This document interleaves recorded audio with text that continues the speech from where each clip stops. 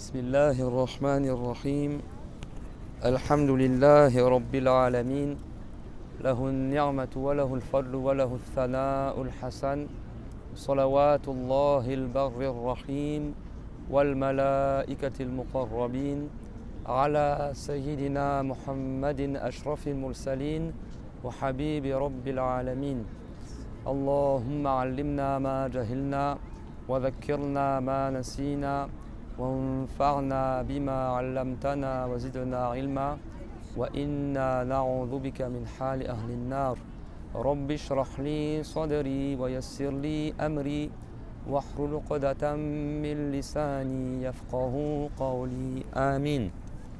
Tout le monde m'entend ou je parle plus fort? Un peu plus fort? Ok. أما بعد الله تبارك وتعالى يقول في القرآن الكريم وتعاونوا على البر والتقوى ولا تعاونوا على الإثم والعدوان. Allah Ta'ala, comme à notre habitude, on cite à chaque fois cette ayah pour le rappel et la bonne intention, Inch'Allah. Il a dit de s'entraider pour le bien et la piété et de ne pas s'entraider pour le péché et la désobéissance à Allah. Donc on continue, Inch'Allah, nos voyages, nos adorations à la Mecque, à Médine, toujours dans la signification de cette ayah qui est l'entraide pour la piété et l'entraide pour le bien. Al-bir. Al-bir, يعني مادته اللغوية مثل البر. ما معنى البر؟ الأرض الواسعة. والبir معناه الخير الواسع. Dans le Coran, Dieu l'a dit, Subhana, entraidez-vous pour le bir. Le bir en arabe, ça veut dire le bien, mais c'est pas n'importe quel bien. En arabe, le mot bar, ça veut dire la grande terre qui est vaste. La terre étendue, en arabe, on l'appelle al-bar. C'est bon? La terre, en arabe, on dit al-ard. Mais la terre étendue, on dit aussi al-bar. Et le bir, il a la même sémantique. Vous avez vu? Bar, bir, c'est écrit pareil. Et le bir, ça veut dire le bien vaste. Ça veut dire que cette étymologie, elle désigne la largesse, la grandeur. Donc Dieu nous a ordonné d'entraider pour la piété et le bien qui est vaste. Et de ne pas nous entraider pour le péché et al-udwan, al-i'tida ala al-muslimin bi ghayri haqqin ou al-tajawuz al-hudud al-shar'iyya. Wala ta'awanu ala al-ithmi wal-udwan. L'itham, c'est le péché, al-udwan, c'est soit le fait de s'attaquer injustement aux musulmans ou soit le fait de transgresser les limites de l'islam. Donc c'est un devoir de s'entraider pour la piété et c'est une interdiction de s'entraider pour le péché. Et qui c'est qui peut me dire c'est quoi la piété? Le fait d'accomplir tous les actes obligatoires et tout ce qui est interdit. Ça accomplit les obligations et éviter les interdits. والعلماء يقولون التقوى شرطها تعلم علم الدين. La piété, sa condition, c'est d'apprendre la science de la religion.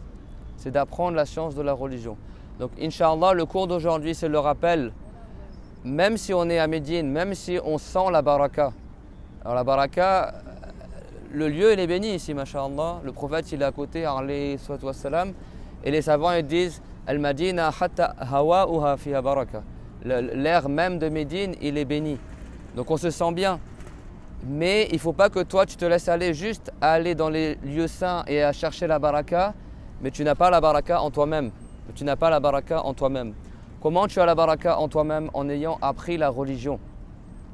الذي أدى الواجبات واجتنب المحرمات صار تقيا وإذا صار تقيا الله تعالى ينزل البركة في ذات هذا الإنسان أو هذا المسلم أو المسلمة. Si quelqu'un il a accompli les obligations, il est pieux, il a accompli les obligations, éviter les interdits, c'est plus juste l'endroit qui est béni là où il est, c'est lui-même qui devient béni, c'est lui-même qui devient béni. والذي ثبت على التقوى الله تعالى يجعل في قلبه الحكمة. Et celui qui persévère sur la piété, Dieu il crée dans le cœur de cette personne-là la sagesse. Ma ma'na al-hikma, man ya'rif ma ma'na al-hikma, ça veut dire quoi la sagesse? Qui sait ça veut dire quoi la sagesse? C'est dire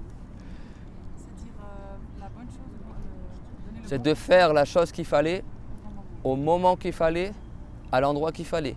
Cette chose-là soit une parole ou un acte, etc., etc. C'est ça la sagesse. Et vous avez vu que même la sagesse, ça demande de la science.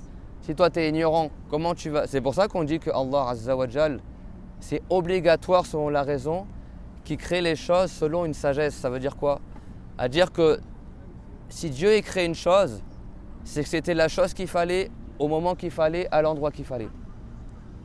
Parce que si ce n'était pas la chose qu'il fallait, au moment qu'il fallait, à l'endroit qu'il fallait, ça veut dire que Dieu il était ignorant de ce qu'il fallait faire. Ça veut dire que Dieu il était ignorant de ce qu'il fallait créer. لذلك من ينفي حكمة الله عز وجل كأنه ينسب لله تعالى الجهل ولا شك أن الذي يقول إن الله جاهل ليس على الإسلام. C'est pour ça que les savants ils disent que si quelqu'un il attribue à Allah le fait de créer les choses sans sagesse, sans qu'il y ait une raison derrière, la sagesse, attention parce qu'il y a beaucoup de gens qui ne comprennent pas, ça ne veut pas dire que c'est le mieux.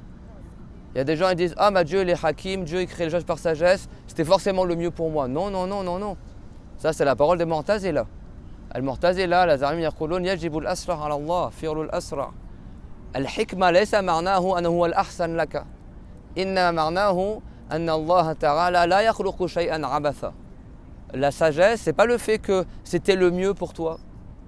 Non, ça veut dire que il y a une raison pourquoi il t'est arrivé telle chose, si c'est un bien ou un mal. Il y a des gens, il leur arrive un malheur, ça les rapproche après de la religion. Ils tirent une leçon, il fait le repentir, par exemple, il fait un gros péché, à cause du fait qu'il a fait un grand péché, il s'est cassé la jambe. Du coup, il dit subhanallah, je n'avais pas fait ce péché-là, je n'aurais pas cassé la jambe, Dieu m'a puni. Il réfléchit, il tire leçon et il dit je ne ferai plus jamais ce péché-là. Le fait qu'il se cache la jambe à la base, c'est pas un bienfait en soi, mais après le fait qu'il en tire leçon, etc. Après il patiente, il y a des récompenses, d'accord? Mais c'est pas tout ce qui t'arrive, c'est forcément le mieux pour toi. Il y a des gens qui étaient pieux, à force de rester avec des gens mauvais, ils sont devenus des gens qui font des petits péchés, après des grands péchés. Il y en a parmi eux qui sont morts sur la mécréance alors qu'ils étaient pieux au départ. On ne va pas dire que c'était le mieux pour lui. C'est Dieu qui l'a créé, mais il y avait une sagesse derrière. C'est clair? Dans tout ce que Dieu leur donne, il y a une sagesse. Dans tout ce que Dieu leur interdit, il y a une sagesse. Que tu saches la sagesse ou que tu ne la saches pas. سواء عرفت الحكمة أم لا في كل ما يأمره الله تعالى حكمة وفي كل ما ينهى عنه حكمة. أحيانا ندرك الحكمة وأحيانا لا ندرك الحكمة. Des fois tu sais pourquoi c'est haram ou pourquoi c'est obligatoire et des fois tu sais pas. Le musulman, le muslim man sallama lillah. Le musulman c'est celui qui se soumet à Allah. C'est-à-dire que si tu sais que le prophète a dit ça, c'est interdit, tu ne le fais pas. C'est pas comme certains disent, mais pourquoi c'est interdit? C'est quoi la sagesse derrière? Il attend de savoir le pourquoi du comment pour pouvoir l'éviter. Mais des fois on ne le sait pas. D'accord? Des fois on ne le sait pas. Donc le musulman, lui, si Dieu leur donnait une chose, il le fait. S'il l'interdit, il le délaisse.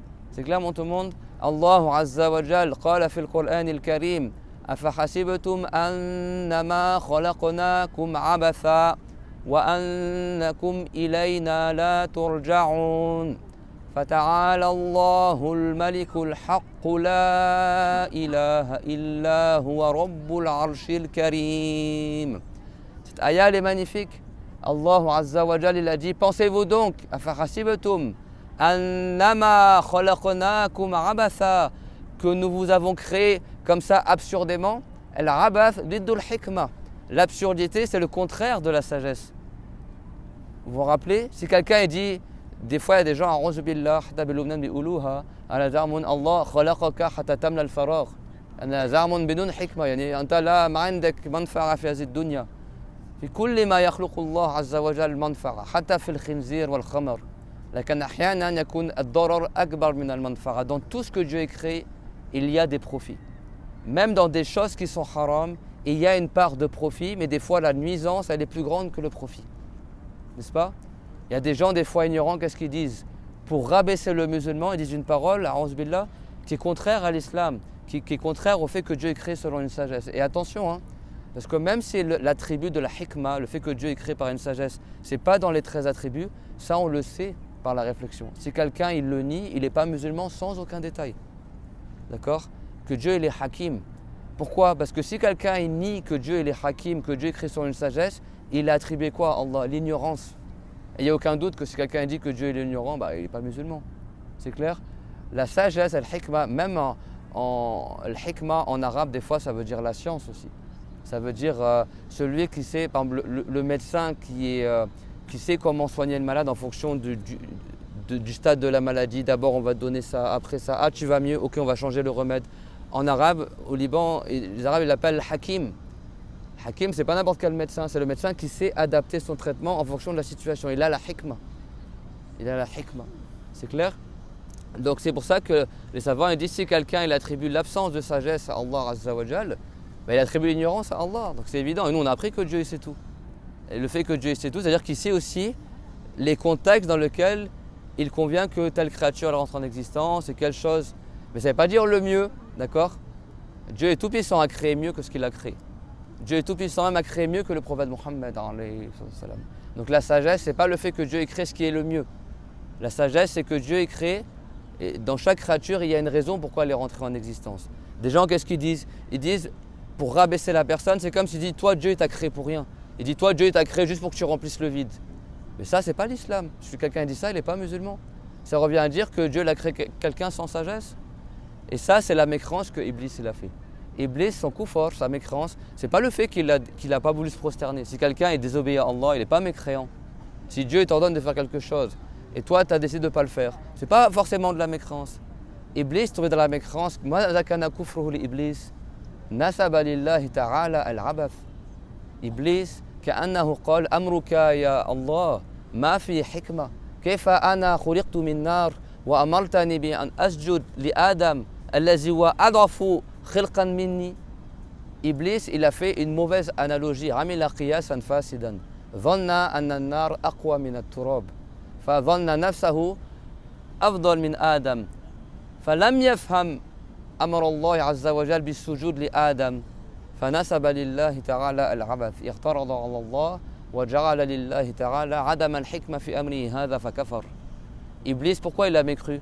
Parce que lui, il a fait une mauvaise analogie. Il a dit, mais moi j'ai été créé à partir de feu et Adam, il est créé à partir de terre. Vous savez, Adam, ça vient de Adim en arabe qui veut dire la terre. Et certains savants ont dit, c'est même pas un nom arabe à la base. Adam en hébreu, ça veut dire la terre. D'accord? Adam est créé à partir de terre. Et Iblis est créé à partir de feu, un feu sans fumée. Vous savez cela. Et les anges ont été créés à partir de quoi? De la lumière, d'accord? Alors bien sûr, nous on n'est plus de la terre. Les anges ne sont pas de la lumière, mais l'origine de notre création, elle remonte à la terre. Iblis, il a fait une mauvaise analogie. Il a pensé qu'il était meilleur que Adam parce qu'il a pensé que le feu est meilleur que la terre. Et en réalité, la terre, elle est plus forte que le feu. Pourquoi? Le feu, il est instable, n'est-ce pas? Le feu, il bouge dans tous les sens. La terre, elle est figée, elle est fixe. C'est pour ça que l'être humain, par rapport aux djinns, il est plus stable. La plupart des djinns sont des menteurs, même parmi les musulmans, il y a des djinns musulmans et des djinns non musulmans. Mais la plupart des djinns, ils partent un peu dans tous les sens. Ils mentent souvent, ils font beaucoup de haram. Alors que l'être humain, il est beaucoup plus patient, beaucoup plus stable. Ça vient du fait qu'on a été créé à partir de la terre. Également, le feu, il détruit, n'est-ce pas? Il ne construit pas le feu, alors que la terre, elle construit. Avec la terre, tu peux construire. Avec le feu tout seul, je parle bien sûr si tu cuis la terre avec le feu ou le métal, tu fais fondre avec le feu. Mais le feu tout seul, tu vas construire avec quoi avec le feu? Rien du tout. Alors que la terre, tu vas construire. Donc la terre, elle est meilleure que le feu. Et aussi, est-ce que le feu, il détruit la terre? Le feu, il détruit la terre ou pas? Non, il ne détruit pas la terre. Par contre, si tu mets de la terre sur le feu il s'éteint. Le feu, il s'éteint. Donc Iblis, en réalité, même dans son raisonnement, il avait faux. Il avait faux. Parce que la terre, elle n'est pas plus faible que le feu. Mais lui, il s'est basé sur ça pour penser qu'il était meilleur que Adam. C'est pas bien. Bon, Adam, à cette époque-là, ce n'était pas un prophète. Mais là où il est allé encore plus loin, Iblis, c'est que son orgueil l'a mené à refuser de se prosterner. Donc là, jusque-là, c'était haram. Iblis, à la base, c'était un musulman qui s'appelait Razazil, qui vivait parmi les anges. Ce n'était pas un ange. Kana min al-jinn, je l'ai dit. Il était parmi les djinns. Mais il a désobéi à Allah. Mais comme il vivait avec les anges au paradis, quand Allah Azza wa Jal, il a ordonné aux anges pour saluer Adam, tahiyya li Adam, يسجد الملائكة لآدم تحية له وليس عبادة وفي ذلك الوقت كان يجوز السجود للمسلم للتحية. Dieu l'a ordonné aux anges pour saluer Adam. À cette époque-là, c'était permis de se prosterner pour saluer le musulman. Et certains savants ils ont dit que c'était une prosternation en posant le front sur le sol. N'est-ce pas que Youssouf, son père, sa mère et ses frères sont prosternés pour lui? Quand il est revenu en Palestine, accueilli par sa famille, ils sont prosternés. Et lui, il avait vu dans le rêve que le soleil, la lune et les étoiles se prosternaient pour lui. Et en fait, c'était une annonce que plus tard, il reviendrait à sa famille. Et sa famille sont prosternés pour lui. Et même son père, qui était un prophète, Yaqub, alayhi salam. Et les savants, ils ont dit, c'est pas pour autant qu'on dit que Youssouf est meilleur que Yaqub. Pas parce que Yaqub s'est prosterné pour Youssouf que ça veut dire que Youssouf est meilleur. Là, c'est une prosternation de salutation. C'est clair pour tout le monde? Dieu leur donnait aux anges de se prosterner pour Adam, alayhi salam. Dieu leur donnait aux anges de se prosterner pour Adam. Et comme Iblis était parmi les anges, il a été englobé par cet ordre-là de se prosterner aussi. D'accord? Mais ce n'était pas un ange. Et il a pas, donc les anges sont prosternés bien sûr, mais pas Iblis. Iblis, il n'a pas voulu se prosterner. Pourquoi? Parce qu'il était orgueilleux. Il s'est pensé meilleur que Adam. Jusque-là, ça, ma voix, vous rapprochez-vous si vous n'entendez pas. Vous entendez bien, c'est bon? Ouais. Ah, machallah. Sinon, rapprochez-vous. Mets-toi là. Mets-toi là. Hein. Orti. Ici, voilà, mettez-vous là, comme ça. Comme ça, c'est bon. Si vous n'entendez pas, vous me dites Inch'Allah. Alhamdulillah. C'est clair? Donc, le simple fait que Iblis ne s'est pas prosterné, c'est pas de la mécréance. Elle était où la mécréance? Il allait tellement loin dans son raisonnement pervers qu'il a dit à Allah que son ordre il était absurde. A'oudhu billah. Il a dit, mais c'est comme, il n'a pas dit en ces termes-là, mais c'est comme s'il disait, mais il n'y a pas de sagesse. Comment moi qui ai été créé à partir de feu, tu me demandes de me prosterner pour quelqu'un qui est créé à partir de terre? Et il a refusé par orgueil, par rébellion envers Allah Azza wa Jal, et par un défaut dans la croyance, c'est qu'il a attribué à Allah l'absence de sagesse, fakafar, et il est sorti de l'islam. Quand il est sorti de l'islam, Iblis, il a été nommé Iblis. Iblis min ublisa. Ublisa ay ub'ida min al-khair. Fa Iblis ma'nahu al-mub'adu min al-khair. Iblis en arabe, ça vient du verbe ublisa. Ublisa, ça veut dire celui qui a été éloigné. Éloigné. Iblis, en plus, à la wazni fa'il, celui qui est très loin de la miséricorde de Allah. Il a été maudit et Dieu il fera que jusqu'à la fin du monde, il restera sur autre que l'islam. Nous, on aime pour les gens qui ne sont pas musulmans qui rentrent en islam. Mais comme on sait que Dieu il a révélé que Iblis il ne retournera jamais en islam, on ne va pas invoquer au Allah fait que Iblis redevienne musulman. Non, d'accord? Mais si toi tu connais un non-musulman, tu peux invoquer au Allah fait que telle personne il rentre en islam, etc. Ou un apostat. Iblis, c'est un apostat. Il était musulman, il a adoré Allah pendant des années et des années. Il a vu le paradis. Il était dans le paradis. Il a vécu avec les anges, subhanallah. C'est pour dire que c'est comme ça que Dieu il guide. Nous, on n'a pas vu le paradis, on a foi au paradis. On a foi au Seigneur du paradis. On sait que Dieu crée tout selon une sagesse. Iblis, il était avec les anges au paradis et il n'a pas su cela, il a mécru. À la base, il le savait parce qu'il était musulman. Mais tellement il était orgueilleux que son orgueil l'a poussé à nier un attribut de Allah, qui est le fait que Dieu crée toutes choses selon une sagesse. Donc la sagesse de Allah, c'est pas que Dieu crée le mieux pour nous, parce que Dieu, il n'y a rien qu'un devoir sur lui. D'accord? Mais c'est le fait que Dieu, toute chose qu'il crée, que ce soit un bien ou un mal, il y a une sagesse derrière, il y a une raison derrière. Des fois, cette raison-là, c'est un bien pour toi, des fois, c'est pas un bien pour toi. Des fois, toi, il t'arrive un malheur pour que tu sois une ibra lin-nas. Pour que c'est les gens qui vont connaître ton histoire, ils vont tirer leçon de la catastrophe qui t'est arrivée et toi des fois elle n'a pas été utile pour toi. Il y a des gens qui s'égarent et meurent sur autre que l'islam, bah, lui ça a été une catastrophe pour lui. Mais pour les gens qui ont connu son histoire, ils vont dire bah, on va faire comme lui, comme l'histoire de Iblis. C'est recommandé de maudire Iblis. Il y a des gens qui disent soi-disant on n'a pas le droit de maudire Iblis. A'oudhu billah, mais Iblis son nom ça veut dire qu'il est maudit déjà. Iblis déjà en soi, ça veut dire celui qui est loin de la miséricorde de Allah Azza wa Jal. Que Dieu nous préserve du mal de Iblis. Comment on se protège du mal de Iblis? En apprenant la religion. Dieu ne nous a pas créés pour rien. Vous vous rappelez la ayah Afahasibtum annama khalaqnakum abatha. Est-ce que vous pensez qu'on vous a créé pour rien? Wa annakum ilayna la turja'un. Et que vous ne reviendrez pas à nous, c'est-à-dire à notre jugement. Quand on dit revenir à Dieu, ça ne veut pas dire que Dieu est quelque part et au jour dernier, on va aller vers lui. Non. Allah Ta'ala, le créateur des cieux et de la terre. Allahu khaliqus samawati wal ard. Kana mawjudan qabla as-samawati wal ard. Bila makan wa la tahayyuzin fi jihatin muayyana min al-jihat. Faba'dan khalaqahuma la yazal kama kan bila makan bila jiha wa la tahayyuzin. Dieu existait avant les cieux et la terre. Avant le trône, avant les lieux, avant les directions. Avant que Dieu ait créé le monde. Il n'était ni dans le monde, ni à l'extérieur du monde. Ni au-dessus du monde, ni en dessous du monde, ni dans le monde. Le monde n'existait pas. Après que Dieu ait créé le monde, Dieu ne change pas. Ça, c'est une règle importante en islam. C'est parmi les fondements de la croyance musulmane. Aqwa dalilul huduth ma huwa at-taghayyur. La plus grande preuve, écoutez bien, la plus grande preuve qu'une créature, quelle qu'elle soit, elle est créée, c'est qu'elle change. C'est qu'elle change. C'est quoi la preuve qu'on est créé? La plus grande preuve qu'on est créé, c'est quoi? C'est qu'on change. C'est quoi la preuve que ça il est créé? C'est qu'il change. Ça c'est Ibrahim qui l'a dit. Inni la uhibbul afilin. Moi je ne vais pas adorer quelque chose qui change. Un soleil il se lève, il est rouge, après il devient blanc, après il se couche, il change d'un endroit à un autre. Le changement, ça veut dire que tu passes d'un état à un autre. Dieu est créé en toi un état.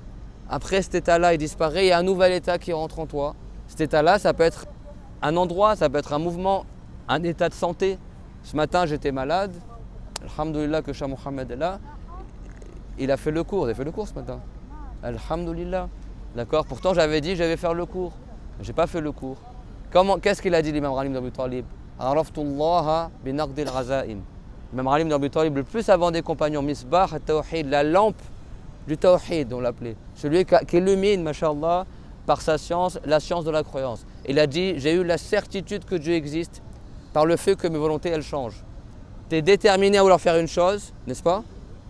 Il y a des gens, ils vont dire, moi, c'est sûr, je ne vais pas aller à la Umrah, je n'ai pas envie d'y aller. Et puis au dernier moment, son cœur il change, il va à la Umrah. Omar ibn al-Khattab, il est sorti au début pour tuer le prophète. Il a pris une épée ou une hache empoisonnée, déterminé pour aller tuer le prophète. Alayhi salatu wassalam. Alors il y a deux histoires. Les frères ils aiment bien l'histoire où le prophète il est sorti, il l'a pris par... Celle-là c'est pas l'histoire la plus forte, d'accord? Celle qui est la plus forte au niveau de la chaîne de transmission, c'est qu'il a entendu du Coran réciter, il est rentré. Et il y avait, ils avaient une feuille avec du Coran. Il n'y avait pas tout le Coran à cette époque-là. Romain il l'a entendu, il a dit c'est quoi que vous récitez? Je crois que c'est la sœur de Romain, ça? La sœur de Romain al-Khattab. Et elle a dit oh c'est des paroles qu'on est en train de dire. Et là Romain il l'a vu, il y avait une feuille, il y avait du Coran écrit dessus. Il a dit c'est quoi ça? Il a commencé, et puis Romain il n'était pas content, il a su qu'il était en train de réciter quelque chose du Coran et comme ça. Et il a dit mais vous avez changé votre religion? Et lui il faisait très peur à Romain. Et qu'est-ce qu'elle a dit à la sœur de Romain? Elle a dit elle a dit mais vois-tu si la vérité était dans autre que ta religion Romain, dans autre que l'idolâtrie. Et là Romain il s'est mis en colère, il a mis une gifle sur il a giflé sa sœur au point qu'elle a saigné sa sœur. Il a tapé sa sœur comme ça. Et il y avait le mari à sa sœur qui lui était rentré en islam, il a dit passez-moi cette feuille.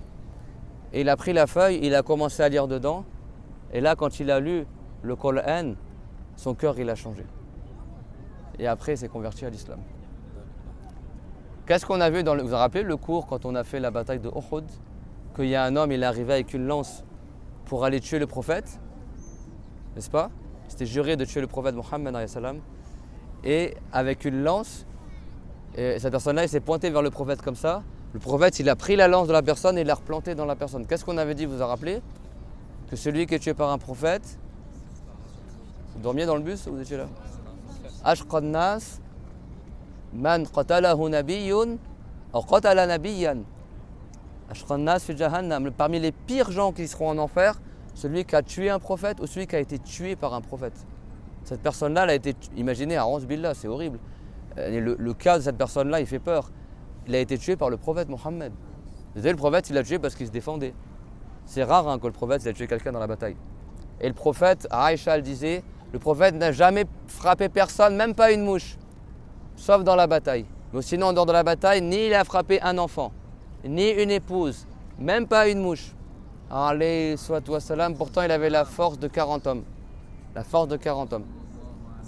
Sallallahu alayhi wa sallam, sallallahu ala Muhammad wa ala jami'in nabiyyin. Il y a beaucoup de récompenses à invoquer pour tous les prophètes également. Et donc, grand mage, son cœur il a changé. Il était parti au début pour être le pire des gens en enfer parce qu'il voulait tuer le prophète Mohammed. S'il l'avait tué, oulala. D'accord? Et qu'il serait mort sur la mécrance, il aurait été parmi les gens les plus châtiés. Et après, son cœur, il a changé et est devenu musulman. Et après cela, il a appris la religion et il est devenu, écoutez bien, le meilleur saint de toute l'humanité après Abu Bakr as-Siddiq. Beaucoup de compagnons du prophète alayhi salam n'étaient pas aussi intelligents et n'avaient pas autant de sagesse à l'époque où ils étaient mouchriquines.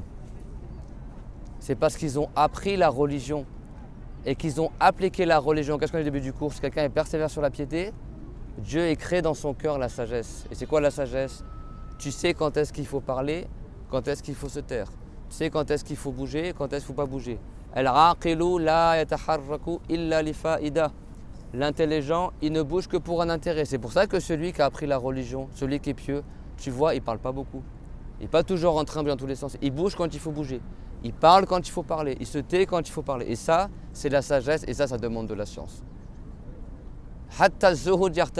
Même l'ascétisme, le fait de se détacher du bas monde. Il y a des gens, n'est-ce pas, ils sont là.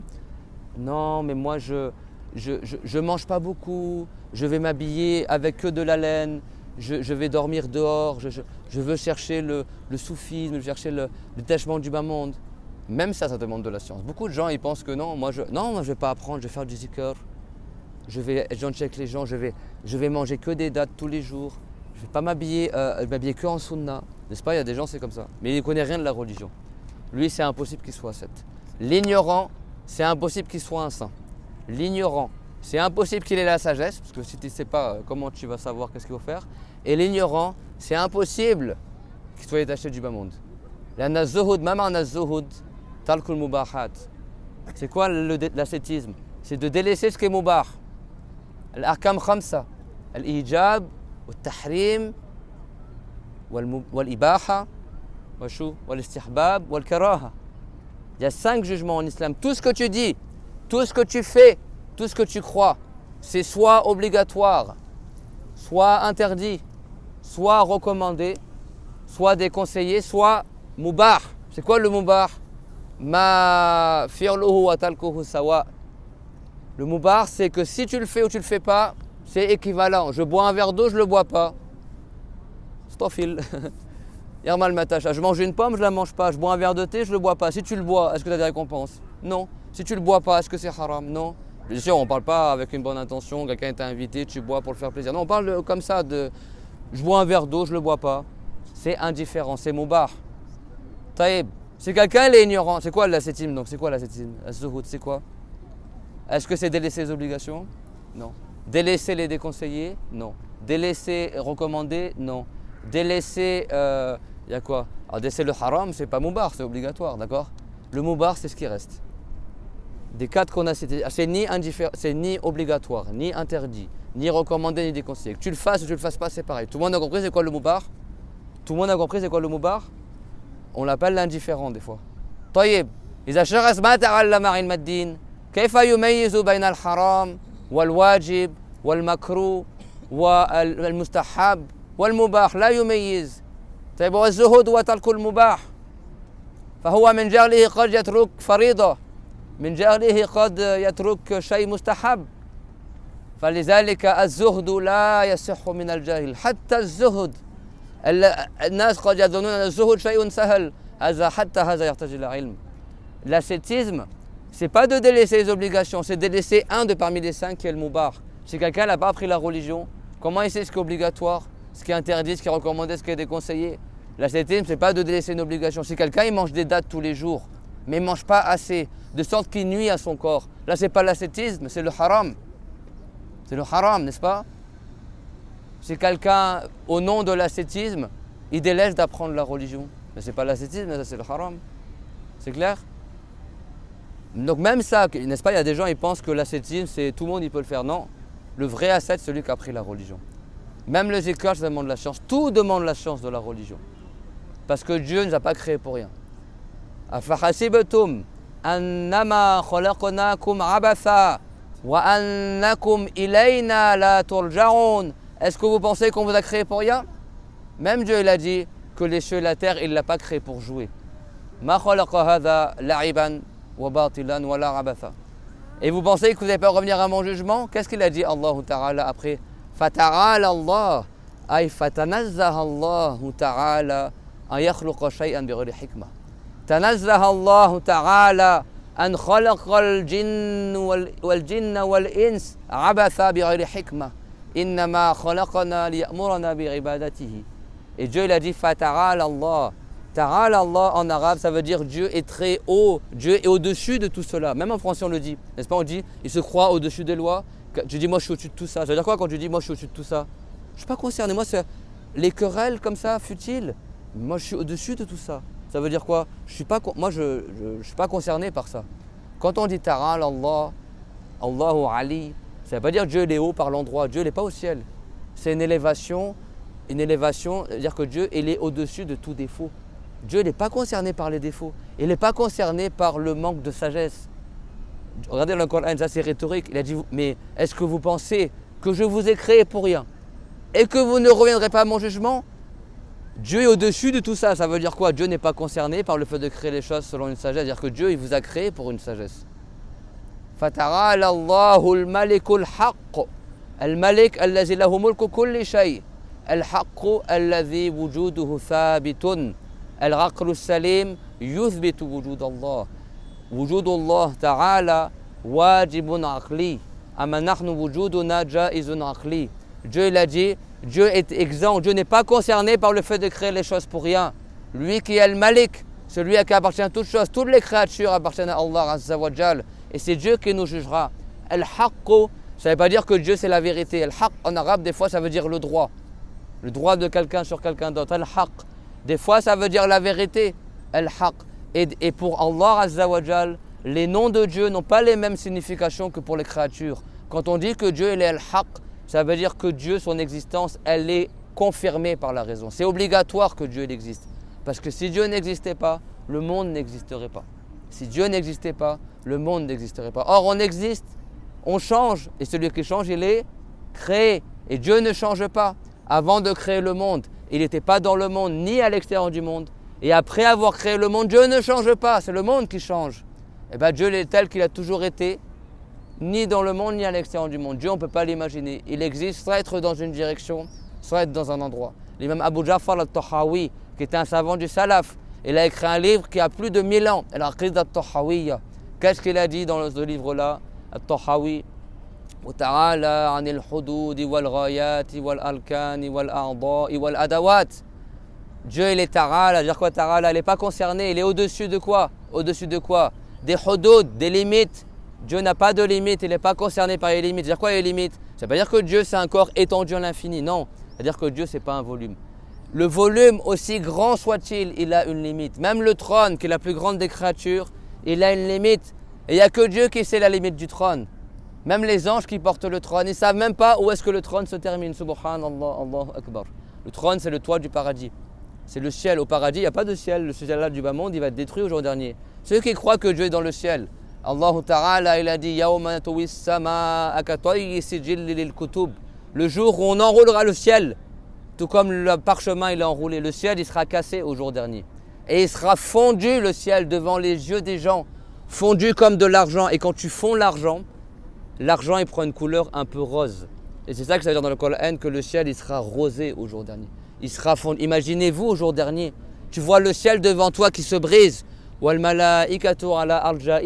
anges, il leur sera ordonné d'aller aux extrémités des cieux. Ils vont sortir des cieux. Tous les anges ils vont sortir.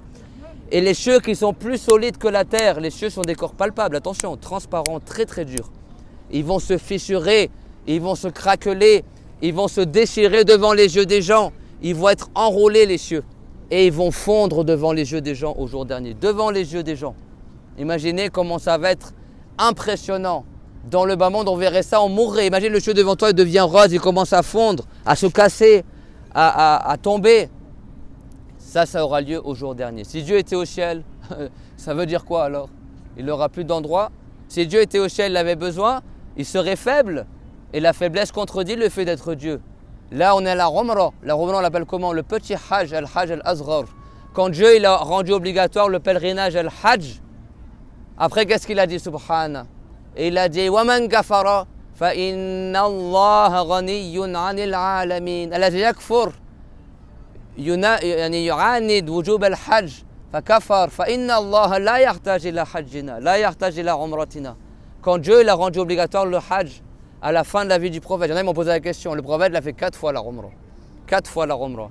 Une des Umrah, il n'a pas pu la terminer parce que les mouchriquins l'ont empêché d'entrer à la Mecque. Il a fait 4 fois la Umrah et une fois le Hajj. 80 jours avant de mourir. Et quand le Hajj a été rendu obligatoire, le prophète l'a envoyé à Abu Bakr faire le Hajj avec les musulmans pour nous enseigner que tu as le droit de retarder le pèlerinage, mais il faut que tu le fasses avant de mourir, si tu as la capacité. Man istatara ilayhi sabila, celui qui a les moyens d'aller au Hajj. Quand ils ont posé la question au prophète, c'est quoi les moyens d'aller au Hajj? Il a dit az-zadu war-rahila. Tu as les provisions et tu as la monture pour aller au Hajj. Quand Dieu leur a ordonné le Hajj, il y a peut-être des gens, ils ne voulaient pas aller au Hajj. Donc Dieu il a dit, celui qui me croit, celui qui réfute l'obligation du pèlerinage.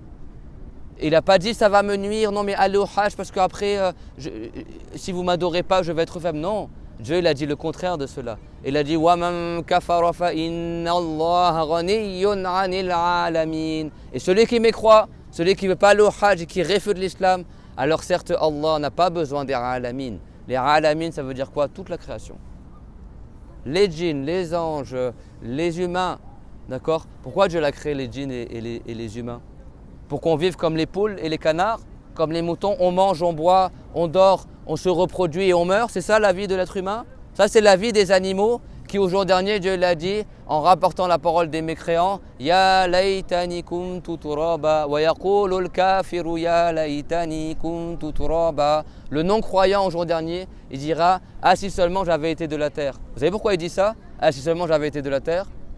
Parce qu'au jour dernier, les animaux, après qu'ils soient rendus les coups qu'ils ont subis de manière symbolique, parce que les animaux ne sont pas responsables, ils seront transformés en terre. Ils seront transformés en terre. Ni ils iront en enfer, ni ils iront au paradis. Sauf les mouches. Les mouches, elles iront en enfer pour châtier les non-croyants.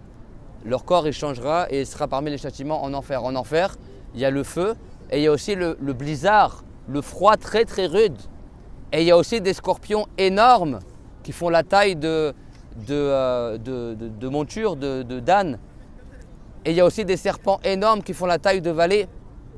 Subhanallah. En enfer, tellement les gens ils sont châtiés, qu'ils pleurent et pleurent. Il y a un châtiment moral et physique en enfer. Il y a la déprime horrible en enfer. Que Dieu nous préserve de l'enfer. Amin. Je parle de l'enfer pour qu'on sache et qu'on ait encore plus envie de se préserver de l'enfer. Celui qui visite le prophète Mohammed avec de l'argent halal, avec une bonne intention, qu'est-ce qu'a dit le prophète alayhi salam? Il aura droit à son intercession. Ça veut dire que tu as la promesse de mourir musulman. Alhamdulillah, alhamdulillah ma soeur, alhamdulillah qu'on est à Médine avec la foi, on visite le prophète tous les jours, masha'Allah. Si tu as une bonne intention, tu as la promesse de rentrer au paradis, la promesse du prophète Mohammed. لأن الله تعالى قال في حق الملائكة ولا يشفعون إلا لمن ارتضى. Parce que Dieu dans le Coran, il a dit concernant les anges, ils n'intercéderont que pour les musulmans. Et ça c'est pour tout le monde. Les prophètes n'intercéderont que pour les musulmans. Si le prophète il a dit celui qui visite ma tombe, il aura obligatoirement mon intercession si la personne meurt grand pécheur. Il n'y a que les musulmans qui ont l'intercession. Donc ça veut dire si tu visites la tombe du prophète, alors tu as la bonne nouvelle de mourir sur l'islam. N'est-ce pas? Celui qui rêve du prophète, il a la bonne nouvelle de mourir sur l'islam, n'est-ce pas? Il y en a parmi nous, beaucoup parmi nous ont vu le prophète en rêve, alhamdulillah. Il y en a, ils n'ont pas vu. Si tu n'as pas vu, mais tu n'as pas vu le prophète en rêve, mais tu as visité le prophète Mohammed, alors tu as aussi la bonne nouvelle, même si tu ne l'as pas encore vu. Et Inch'Allah que c'est une cause que tu le vois en rêve. Dieu l'a créé les humains et les djinns pour que leur ordonner de les adorer. Mais il n'a pas voulu pour tous les humains et les djinns qu'ils l'adorent. Celui qui a obéi à Allah et qui adore Allah, alors lui il est le gagnant. Il boira du bassin du prophète Mohammed au jour dernier. S'il est mort grand pécheur, Inch'Allah le prophète intercédera pour lui. C'est-à-dire qu'il demandera à Allah que soit le châtiment soit allégé pour la personne, soit que la personne n'entre pas en enfer. Et s'il est déjà rentré en enfer, alors que la personne sorte de l'enfer avant la durée qu'il aurait mérité en enfer. Et ça, c'est pas que Dieu il change sa volonté.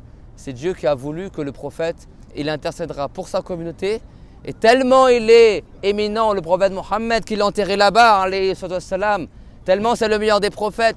Non seulement il va intercéder pour sa communauté, mais il intercédera aussi pour les musulmans de l'époque de Adam, pour les musulmans qui suivaient le prophète Chif, pour les musulmans qui suivaient le prophète Jésus. Au jour dernier, tellement la plupart des musulmans seront châtiés, la plupart ils seront châtiés au jour dernier, les musulmans.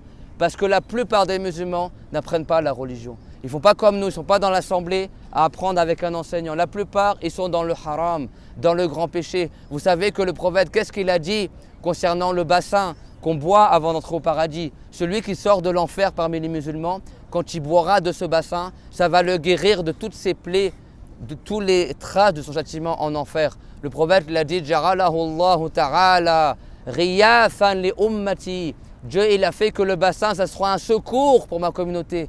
Parce que la plupart des musulmans qui vont traverser le pont, ils vont le traverser dans la souffrance. Ils vont arriver au bassin qui est avant le paradis et ils sortiront du châtiment.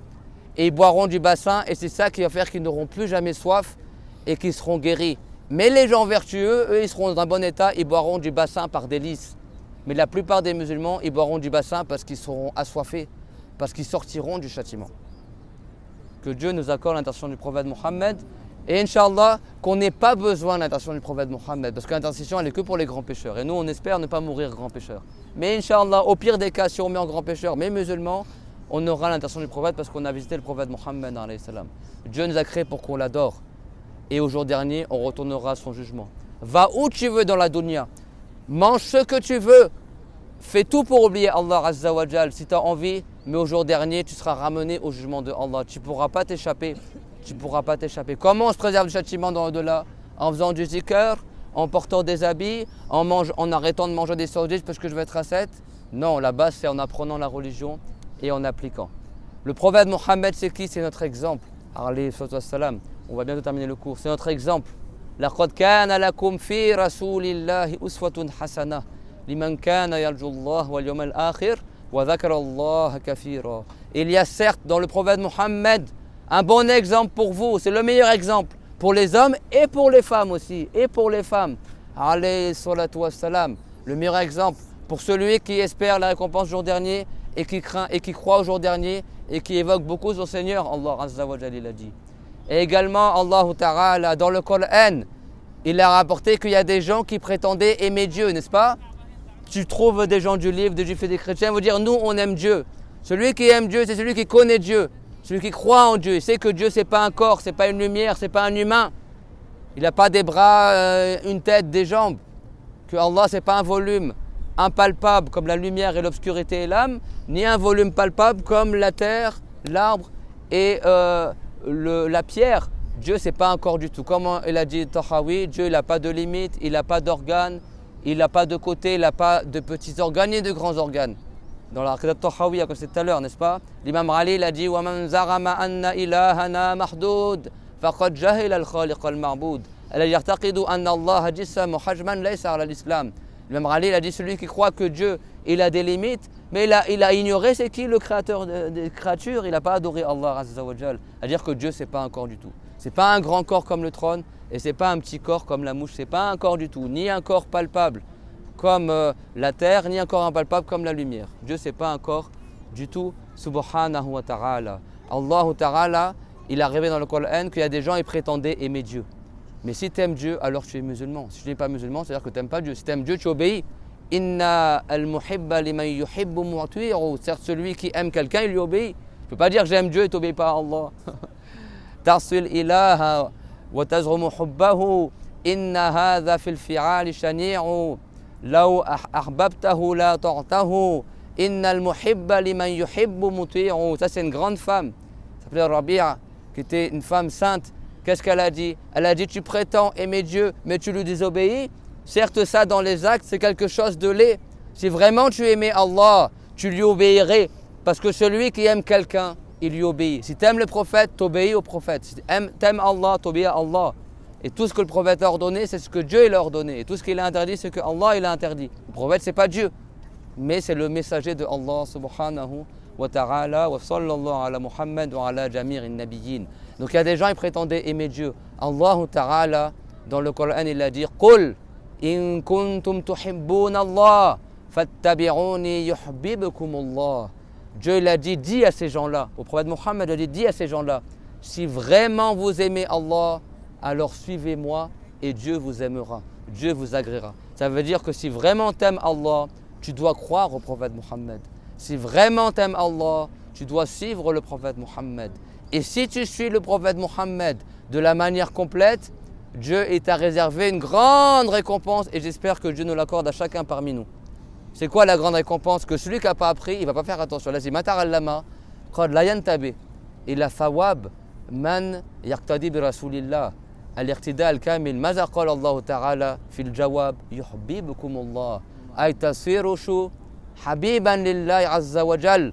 ومن صار حبيبا لله تعالى لا ينقلب بعد ذلك عدوا لله يكون وصل إلى الشاطئ الأمان وحبيب الله وولي الله يعني معناه الاتباع الكامل لرسول الله صلى الله عليه وسلم يوصل إلى الولاية يوصل أن تصير من أحباب الله تعالى. Dieu il a dit et dit suivez-moi et si vous me suivez alors Dieu vous aimera. Quand on dit Dieu t'aime, ce n'est pas n'importe quoi. être un bien-aimé de Allah, bien sûr, ce n'est pas le sentiment, d'accord? Dieu, il n'a pas un cœur, ce n'est pas l'affection.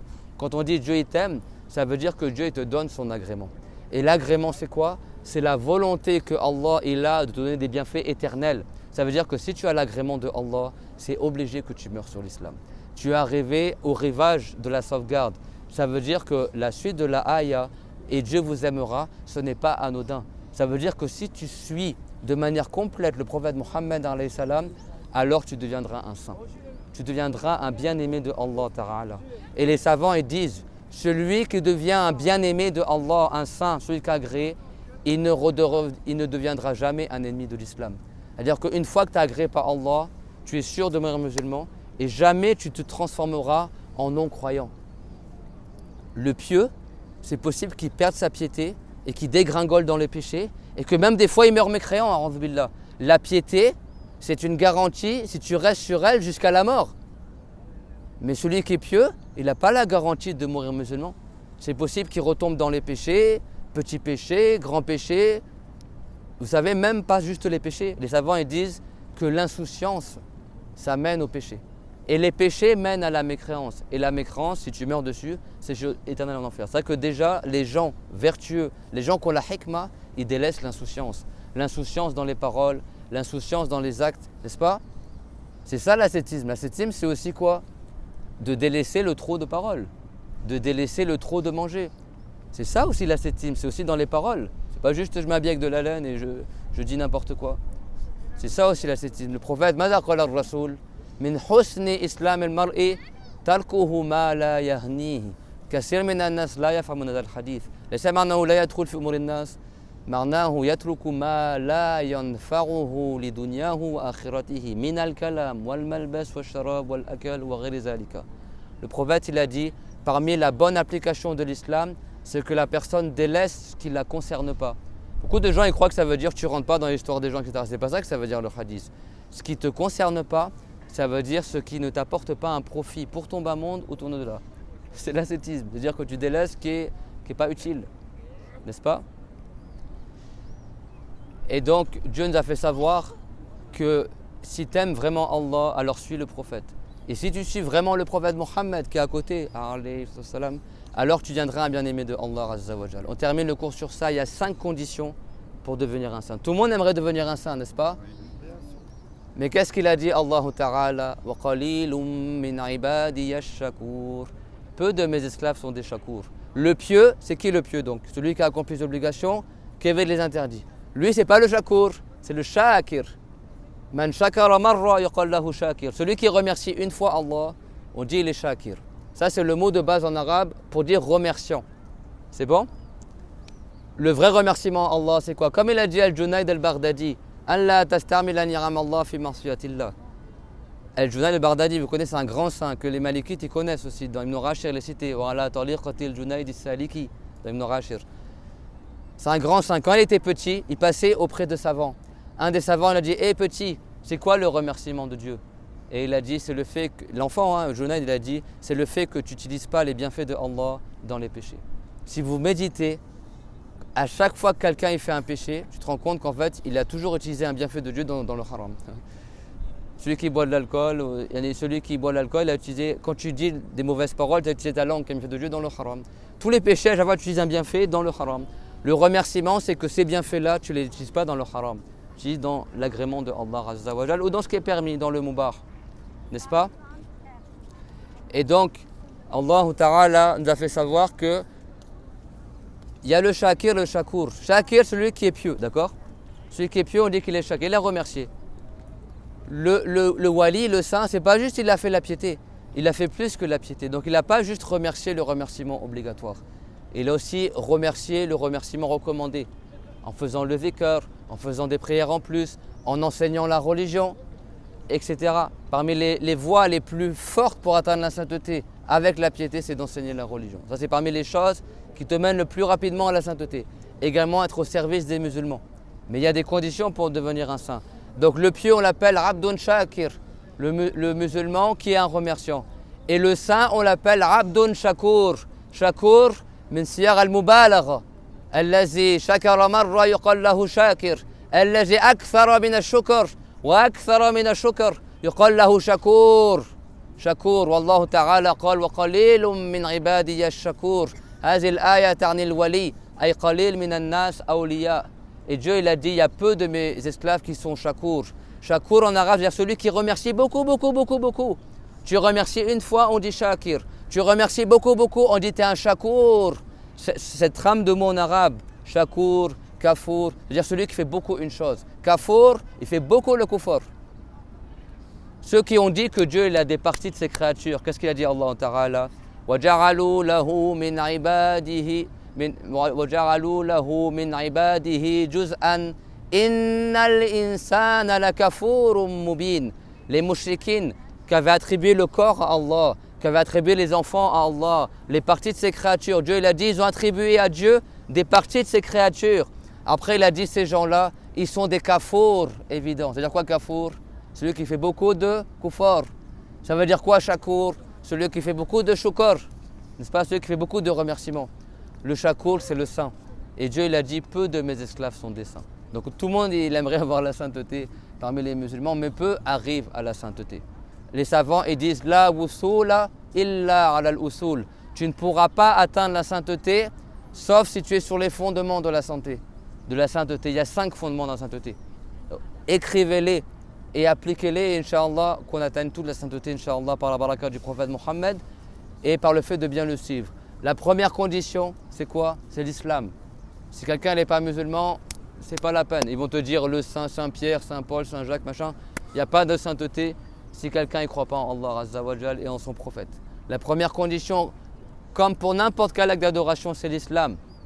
وَمَنْ يَعْمَلْ مِنَ الصَّالِحَاتِ مِنْ ذَكَرٍ أو أنثى وهو مؤمن فأولئك يدخلون الجنة ولا يظلمون نقيرا. Dieu il a dit celui qui fait des bonnes œuvres, qu'il soit un homme ou une femme, tout en étant croyant, alors ce sont eux qui entreront au paradis et ne subiront pas d'injustice. En islam, un homme ou une femme, si tu es pieux, tu es celui qui a un grand mérite changement de Allah Azza wa Jal. Donc la première condition pour être un saint, c'est quoi? Vous avez noté? L'islam. La deuxième condition, الأول الولاية الإسلام. الشرط الثاني أن تتعلم الضروريات، تتعلم ما أوجب الله تعالى تعلمه. Deuxième condition, notez-le, la sainteté. Les savants ils disent c'est pas en portant la laine que tu deviens un saint. Si en portant la laine tu devenais un saint, tous les moutons ils voleraient dans les airs, ils auraient des karamat. D'accord? ليس التصوف بلبس الصوف ولو كان التصوف بلبس الصوف لطار الخروف. Les savants ils disent, d'accord, ils disent, c'est pas le soufisme ou la sainteté, c'est pas en portant de la laine, tu t'achètes des habits en laine, tu deviens un saint. Ou sinon tous les moutons ils auraient des prodiges, d'accord, des karamat. Deuxième condition, c'est d'apprendre ce que Dieu t'a ordonné d'apprendre dans la religion. C'est pas apprendre l'histoire des prophètes, apprendre les signes de la fin du monde, c'est d'apprendre c'est quoi la croyance de l'islam. C'est quoi l'apostasie qui annule l'islam, comme insulter Dieu, comme avoir une mauvaise croyance que Dieu serait un corps, comme le fait de rabaisser l'islam en jetant le Coran à la poubelle, en marchant sur un mot honoré, d'accord? En rabaissant la religion, celui qui sort de l'islam, il doit retourner à l'islam en disant l'attestation de foi. Il délaisse son apostasie immédiatement et dit il n'y a qu'un seul Dieu, c'est Allah, Mohammed est le prophète de Allah. Ça, c'est un devoir de l'apprendre. Une fois que tu as appris ces deux choses-là, croyance, apostasie, qu'est-ce qu'on apprend? La purification. Parce que sans purification, ta prière n'est pas valable. Sans purification, ton hajj n'est pas valable. Parce que ton waf demande la purification. Tu apprends la purification. Une fois que tu as appris la purification, c'est-à-dire le wudu, le ghusl, les menstrues, comment j'élimine une impureté, comment j'élimine l'urine, les selles, le sang, le vomi, qu'est-ce qui est impur, qu'est-ce qui est pur. Une fois que tu as appris la purification, tu apprends quoi? La meilleure des œuvres après la foi, qui est la prière, as-salat. Yarlamu anna khayra a'malikum as-salat. Le prophète l'a dit, sachez que la meilleure de vos œuvres est la prière, après la foi. La meilleure œuvre, c'est la foi en Dieu et en son messager. Après, c'est la prière. Tu apprends la prière. Après, tu apprends aussi quoi? La zakat, si tu dois donner la zakat. Le jeûne de Ramadan, si c'est Ramadan. Tu apprends aussi comment te marier, comment divorcer, comment vendre, comment acheter, qu'est-ce qui est haram. Tous les péchés, les devoirs du cœur, les péchés du cœur, les péchés de la langue. Aktharu khataya ibn Adam min lisanihi. Le prophète l'a dit, la plupart des péchés viennent de la langue. Celui qui préserve sa langue, Inch'Allah, il rentre au paradis. Man samata naja. Les péchés du sexe, le prophète il a dit celui qui préserve celui qui me garantit de préserver ce qu'il a entre ses deux mâchoires et entre ses deux jambes, c'est-à-dire sa langue et son sexe, alors moi je lui garantis le paradis. D'accord? Comment t'évites les péchés? En apprenant la religion. Tu apprends tout ce qu'il y a un devoir d'apprendre, c'est ça qu'il y a un devoir d'apprendre, c'est clair? Ce qu'on appelle le minimum obligatoire, Dauriyat. Ça c'est la deuxième condition pour devenir un saint. Vous avez vu, la route est longue, hein? La route est longue. 5 conditions, mais qui parmi nous a appris tout ce qu'il y a un devoir d'apprendre? Inch'Allah, tout le monde. Si quelqu'un l'oublie, il révise, il doit réapprendre à nouveau. Si tu n'as pas appris tout ça, tu ne seras jamais un saint. Même si tu vois des beaux rêves, même si le matin tu sens que, soi-disant, les anges te réveillent. Des fois, c'est les djinns pour se moquer de toi, pour que tu restes ignorant. Il y a des gens, ils croient que Dieu c'est un corps, et puis Zarma, il y a du parfum qui apparaît dans sa main. Ça y est, non, moi, j'ai pas besoin d'apprendre. Moi, mon frère, tu sais pas, tous les matins, les anges me réveillent pour la prière du soubor. Le mec, il sait même pas prier. Tous les matins. Moi, j'ai vu des beaux rêves. J'ai vu hier qu'un enfant allait tomber. Je suis sorti dans la rue, j'ai vu l'enfant tomber. Moi, j'ai un secret. Ma grand-mère avait le même secret. Il y a des gens, c'est ça. Ignorant dans la religion. Le shaitan, des fois, il te fait voir des choses en rêve. Ou il te fait voir des lumières ou du parfum pour faire croire que tu es un saint. Comme ça, tu restes ignorant et tu meurs sur l'égarement. A'ouz billah. Quand tu apprends, après, tu sais réellement c'est quoi ton état. Plus tu apprends, plus tu vois que tu es ignorant. Être musulman, apprendre la religion. Troisième condition, appliquer, tadbiq. Apprendre, c'est pas suffisant. Il y a des gens qui sont savants, grands pécheurs. Il y a des gens qui ont appris, ils ne sont même pas musulmans. Iblis, il a plus de chance que toi et moi. Iblis, il a vécu peut-être 100 000 ans. Il existait avant les prophètes, avant l'humanité. Il a connu tous les prophètes, Iblis, parce qu'il a essayé de perturber tous les prophètes. Imaginez la science qu'il a, Iblis. C'est un savant en islam, Iblis. Et c'est le pire des mécréants. Mais il a de la science, Iblis. Il a de la science, n'est-ce pas? Il connaît très bien l'islam. Et malgré ça, est-ce que ça lui a été utile? Non. Donc, c'est quoi les conditions? Qu'est-ce que répète? La première, c'est l'islam. La deuxième, apprendre la religion. Shafiri, il a dit, rahimahullah, mattakhadallahu waliyan jahila. Dieu n'a jamais fait qu'un ignorant, il est un saint. Troisième condition, maintenant t'appliques. Si tu as vraiment appris, maintenant t'appliques. C'est pas facile d'appliquer. T'appliques, pas que dehors devant les gens, pas que à la Umrah. On s'habille en sunna à la Umrah. Puis quand tu rentres dans ta chambre, t'insultes. Tu fais la médisance du frère ou de la sœur. Ou tu tapes ta femme et tes enfants dans la chambre. Ou tu fais pas la prière. Ou quand tu rentres à Genève ou à Paris, tu vas aller fumer de la drogue. Ou tu as fait la Umrah, c'était mon instant religion. Et après tu retournes dans la dunya, dans le haram. Non, il faut que tu appliques tout le temps. Et quand on dit appliquer, c'est-à-dire la piété. À dire que pour devenir un saint, il faut que tu sois pieux déjà à la base. Et la piété, c'est quelque chose. La piété, c'est un mot qui est simple à dire, mais dur à appliquer. Donc, application, donc ça veut dire quoi application? La piété, c'est bon? Il y a 5 conditions, il en reste 2. C'est quoi la quatrième? An tazdad fawqa at-taqwa bin nawafil. Quatrième condition, maintenant que tu es pieux, eh ben, il va falloir faire plus que la piété. Plus que la piété. Au moins une seule sunna. Tous les jours, soit ad-duha. Tous les jours, soit al-witr. Tu multiplies les actes recommandés. Tu t'habilles en sunna. Tu fais du zikr. C'est vrai que beaucoup de saints, ils font des wird, des tariq. Ça veut dire ils font un pacte avec leurs élèves. Tous les jours, tu dis 100 fois la ilaha illallah. Tous les jours, je dis 100 fois astaghfirullah. Pour que les élèves, avec la piété, s'habituent à un acte recommandé pour devenir un saint. Parce que la sainteté, il faut que tu fasses plus que la piété. Pieux, c'est shakir, vous vous rappelez, mais saint, c'est pas shakir, c'est shakour. Et c'est quoi la dernière condition? C'est que tu restes sur tout ce qu'on a cité, des jours, des mois, des années, des fois des dizaines d'années, tu restes sur tout ça jusqu'à qu'à la fin tu deviennes un saint. Peut-être tu n'atteindras jamais la sainteté, mais tu restes des années comme ça. Mohammed ibn al-Munkadir, il a dit khalaftu nafsi al-ba'ina sana hatta istaqamat. Il y a un saint qui s'appelle Mohammed ibn al-Munkadir, il a dit pendant 40 ans, j'ai contredit mon âme jusqu'à que j'ai atteint la sainteté. Il a fallu 40 ans. 40 ans, tu es musulman. Il y a eu 40 ans en plus. La sainteté, c'est pas du jour au lendemain. Hein. C'est pas un mois ou 2. C'est des années des fois pour la sainteté. Ça veut dire quoi? Pendant des années, tu restes musulman. Pendant des années, tu restes savant du minimum obligatoire. Si tu oublies, tu révises. C'est bon? Pendant des années, tu persévères sur la piété et sur les actes recommandés. Et Inch'Allah, si tu restes sur ça, tu te maintiens, Inch'Allah, après tu deviens un saint. C'est comme ça que c'est pour ça que Dieu il a dit Qul in kuntum tuhibbuna Allah fattabi'uni yuhibbukumullah. Si vraiment vous aimez Dieu, alors suivez-moi et Dieu vous agréera. Celui qui suit le prophète de la manière complète, il devient un saint et sera agréé par Allah. Et ça, c'est impossible si ça ne prend pas la science de la religion. Et je fais le rappel à tout le monde, même si on est bien ici, que chacun y fasse le bilan avec lui-même. Est-ce que j'ai vraiment appris tous les chapitres obligatoires du minimum? Et la religion, ça ne prend pas dans les livres, ça ne prend pas sur Internet, ça prend qu'un enseignant.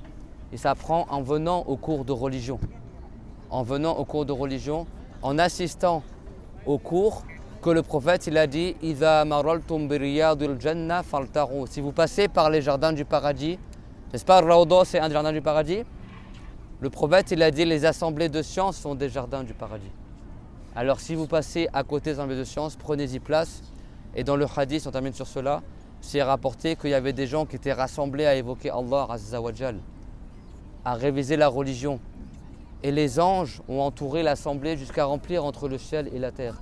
Et après, les anges sont remontés au ciel. Et Dieu, il sait toutes choses. Mais Dieu, il a interrogé les anges. Il a fait savoir aux anges en les interrogeant. Ça ne veut pas dire que Dieu il est au ciel, bien sûr. Mais il a interrogé les anges. Qu'est-ce que faisaient mes esclaves? Et les anges ont dit, nous, on a vu qu'il y avait un groupe de gens qui t'évoquaient, qui étaient rassemblés et étaient évoqués. Et on a entouré l'assemblée. Allah, il fait savoir aux anges. Et qu'est-ce qu'ils demandaient dans l'assemblée? Il disait, ils demandent le paradis. Et Dieu, il dit, mais est-ce qu'ils ont déjà vu le paradis? Ils ont dit non. Et il a dit, et qu'est-ce qu'ils demandaient comme protection, d'être protégés de l'enfer? Et Dieu, il dit aux anges, bien sûr, la parole, ce n'est pas un son, des lettres et une langue, la parole de Allah. Mais il fait savoir aux anges, est-ce qu'ils ont déjà vu l'enfer? Non. C'est-à-dire qu'ils demandent le paradis alors qu'ils ne l'ont jamais vu. Ils ont peur de l'enfer alors qu'ils ne l'ont jamais vu. Ils ont la foi. Et après, Allah Ta'ala, il a dit qu'il pardonne à tous ces gens-là dans l'assemblée. Et là, il y a les anges, ils disent quoi, Allah? Mais il y avait un tel, fils de un tel, qui est grand pécheur. Écoutez bien, grand pécheur. Il passait à côté de l'assemblée et il a décidé de prendre place dans l'assemblée. Il n'était pas là au départ, ce n'était pas son intention. Vous avez rappelé la parole d'Amrali? J'ai su que Dieu existe, la certitude que Dieu existe, ma volonté elle change. Cette personne-là, c'est même pas dans sa tête d'aller dans une assemblée de sciences. Mais il est passé, il a vu que ça avait l'air bien, il s'est assis dans l'assemblée. Et c'était un grand pécheur. Et Dieu il a dit, à lui aussi je pardonne. Humul qawm la yashqa minhum ahad. Et il a dit, à lui aussi je pardonne. Ça c'était le peuple, aucun parmi eux il ne sera malheureux et perdant. À dire que pourtant lui il n'avait pas prévu de venir. Mais comme il a pris place dans l'assemblée de sciences, il a été englobé par la miséricorde de Allah. Et les doras des anges, ils invoquent pour ceux qui sont dans l'assemblée. Et le prophète, il a dit que c'est parmi les jardins du paradis. Et il a dit, Waman salaka taliqan yaltamisu fihi ilma sahhalallahu lahu bihi taliqan ila al-jannah.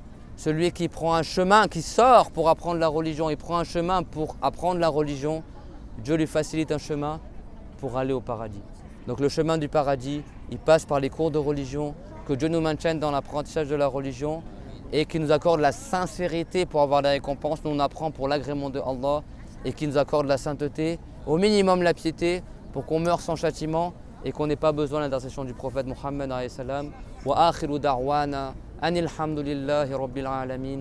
Sallallahu ala Muhammad ashrafil mursalin wa ala jami'in nabiyyin.